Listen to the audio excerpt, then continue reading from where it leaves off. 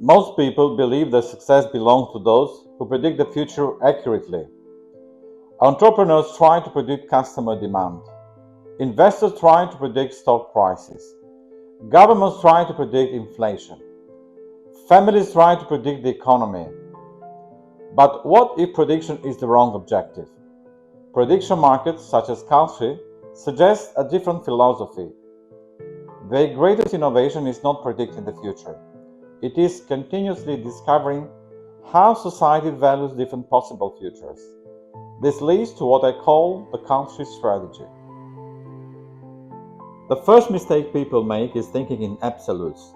Will inflation rise? Will my business succeed? Will artificial intelligence replace jobs? These questions invite binary answers. Reality rarely provides them. Instead of asking whether something will happen, ask how likely is it? The world is governed not by certainty, but by probabilities. The best decision makers are not those who are always right. They are those who continuously update their beliefs. Replace opinions with prices. Everyone has opinions. Markets have prices. An opinion is private, a price is collective.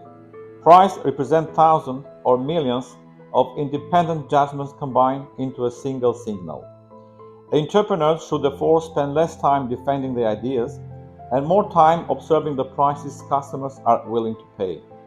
Investors should spend less time searching for certainty and more time understanding what current prices already imply. Listen before you lead. Prediction markets teach humility. Every price contains information that no individual possesses alone.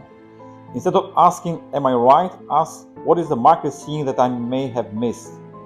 This does not mean markets are always correct. It means they are often informative. The wisest leaders listen before they decide. Adjust continuously. A prediction market never produces the final answer. Prices move every minute because new information arrives. Entrepreneurs should behave the same way. Launch, measure, learn, adjust, repeat. Strategy is not a fixed plan. It is a continuous learning process. Treat every customer as a trader. Customers do not merely buy products. They trade money for perceived value. Every purchase says, yes, at this price. Every refusal says, no, not at this price. Instead of asking why sales are low, entrepreneurs should ask, what is the market trying to tell us? Respect disagreement. Culture functions because intelligent people disagree. Without disagreement, there would be no trades. The same is true in business. Employees disagree. Customers disagree. Competitors disagree. The goal of leadership is not to eliminate disagreement, but to create systems that transform disagreement into better decisions. Markets achieve this through prices. Organizations should achieve it through dialogue, experimentation, and evidence. Discover value rather than predict success. This is perhaps the most important lesson. The entrepreneur who believes success depends entirely on predicting the future carries a heavy burden. The entrepreneur who understands that success comes from discovering value becomes more adaptable. Discovery is less fragile than prediction.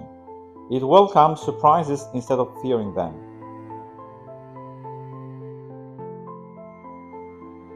Beyond Kalshi.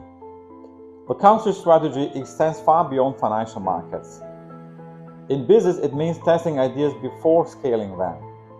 Instead of building $1 million factory first, sell 100 units and learn from the real customers. In public policy, it means measuring outcomes rather than defending ideology. If a program fails to improve education or reduce crime, change the program, not the statistics. In education, it means encouraging curiosity instead of memorizations. Students should learn how to update their thinking when new evidence appears. In personal life, it means holding beliefs with confidence, but never with arrogance. A wise investor changes strategy when markets change. Wise entrepreneur changes products when customers change. A wise person changes opinions when facts change. The future belongs not to those who claim certainty. It belongs to those who learn faster than circumstances change. Perhaps that is the deepest lesson of prediction market.